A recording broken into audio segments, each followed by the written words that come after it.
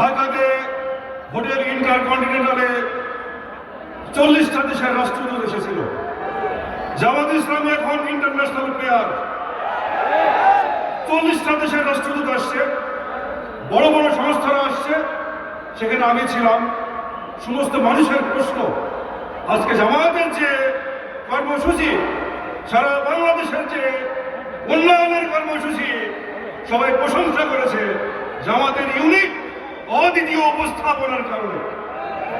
সেখানে বড় বড় অধ্যাপক ছিল, বড় বড় ইঞ্জিনিয়ার ছিল, বড় বড় ডাক্তার ছিল, বড় বড় অর্থনীতিবিদ ছিল, সমস্ত পেশার লোক আসছে এবং বড় বড় যারা পলিসি মেকিংয়ের কাজ করে এই সমস্ত লোকরা সেখানে ছিল।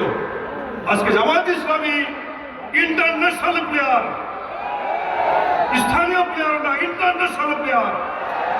আজকে আমেরিকা, চীন, জাপান, মালয়েশিয়া, তুরস্ক, পাকিস্তান সবাই আমাদের সঙ্গে লিয়াজও করে।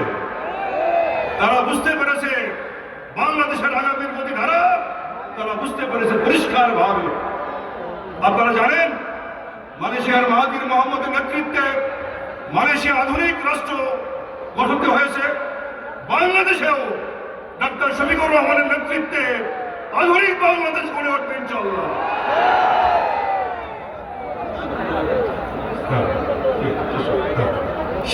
সেই কারণে নারায়ে তাকবীর, নারায়ে তাকবীর। রশিদ ভাইয়ের আগমন, শুভেচ্ছা স্বাগতম। রশিদ ভাইয়ের আগমন। যে কথা বলছিলাম, মাহাথির মোহাম্মদের নেতৃত্বে মালয়েশিয়া যেরকম অত্যাধুনিক দেশে পরিণত হয়েছে, ডাক্তার শফিকুর রহমানের নেতৃত্বে অত্যাধুনিক বাংলাদেশ গড়ে উঠবে ইনশাআল্লাহ।